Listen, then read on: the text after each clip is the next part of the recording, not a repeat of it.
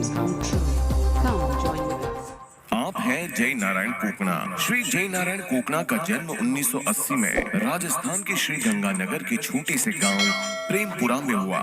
माता गृहिणी थी और पिता जमींदार थे और खेती की इनकम से परिवार का भरण पोषण करते थे। 4 भाई बहनों में से सबसे छोटे जय नारायण बचपन से ही बड़े चंचल और महत्वाकांक्षी थे। पुश्तैनी खेती करने में उनकी रुचि नहीं थी, इसलिए इन्होंने बीएससी एलएलबी करके वकालत करना शुरू किया।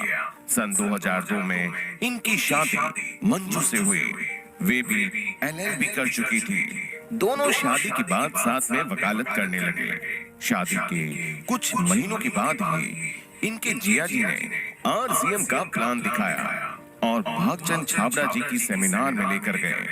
सेमिनार अटेंड करने के पश्चात ही जय नारायण कोकणा ने फुल टाइम आरसीएम करने का निर्णय लिया।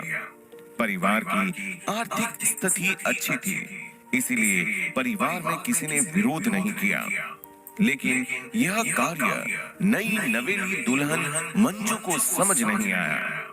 उन्होंने विरोध किया, लेकिन एक सेमिनार अटेंड करने से मंजू भी इस बिजनेस की गहराई समझ गई और न सिर्फ जय नारायण कोकणा का सहयोग किया, बल्कि उन्होंने भी आरसीएम को फुल टाइम देना शुरू कर दिया। एक प्रतिष्ठित और अमीर परिवार का आदमी आरसीएम करे, यह लोगों की समझ से बाहर था।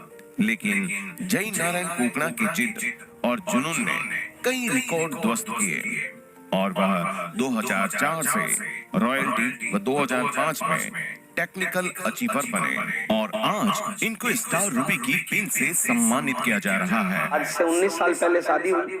दोनों लोग वकालत करते थे, जिंदगी में कुछ बड़ा करना चाहते थे, जिंदगी में सपने बड़े थे, लेकिन कोई सोर्स नहीं था। तो इंगा वो आरसी मड़का में लगा दियो तो वो माने बढ़िया कोई लग गया। हमने डिसाइड किया था कि गांव से एक भैंस ले आते हैं और उसका दूध बेच के अपना खर्चा तो निकाले, घर से मांगने तो नहीं पड़े। शुरुआत में मैंने इनको काफी रोकने की कोशिश की। पेरेंट्स ने भी बहुत इनको रोका कि तू ये बिजनेस क्यों कर रहा है, अच्छी जमीन जायदाद है, अगर तेरी वकालत नहीं चल रही तो तू घर आ जा, कि बात मान ले और ये तेल साबुन बेचना बंद कर दे, क्योंकि इससे थोड़ी बदनामी हो रही है। पहले से पैसे वाले परिवार से थे तो ज्यादा किसी की ना नुकर सुनते नहीं थे। कोई मना करता, कोई नो बोलता तो गुस्सा आ जाता था। लेकिन होता है वो होता है, तो इनको बहुत सारा, मैंने भी उस टाइम काउंसलिंग की थी कि मत करो, अपनी लाइफ को स्पॉइल कर रहे हो, इतनी स्टडी आपने अच्छी करी है, कोई अच्छी जॉब लो और सेटल हो जाओ। तो संघर्ष के दिनों में बड़ी दिक्कत आती थी। नई नई शादी थी, घर पे मैडम अकेली वेट करती थी और मैं स्कूल ले जाता था तो कई बार मैडम ऐसा बोलती थी जब भी मेरे को देखती थी कि मेरी सौतन आई है, तो बड़ा अजीब लगता था उस समय।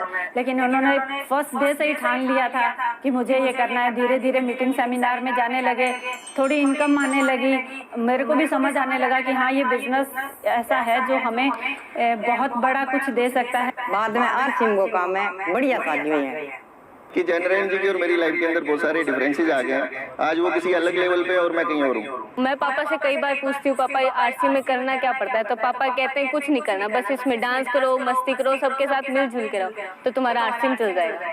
मेरे को आरसीएम के प्रोडक्ट बहुत अच्छे लगते हैं और मेरे पापा जो भी मैं मांगती हूँ वो दिलाते हैं मेरे को। लेकिन इस आरसीएम की वजह से हमारे सारे सपने पूरे हैं। आज हमारे टूर जो होते हैं वो फ्लाइट्स में ही होते हैं या अपनी बड़ी गाड़ी में हम घूमते हैं। आज बहुत ही खुशी की बात है, जय सर का स्टार रूबी निकला है। और जब कोई ऐसा व्यक्ति जो आपके साथ स्ट्रगल में साथ होता है, जिसको ज्वाइन आप करवाते हो, जिसकी 1-on-1 काउंसलिंग करते हो, वो बंदा जब कोई बड़ी पिन पे आता है तो दिल गार्डन हो जाता है। बड़ी खुशी की बात है। ये करने से मेरी तकदीर और तस्वीर बदली है, आप सब लोगों की बदल सकती है।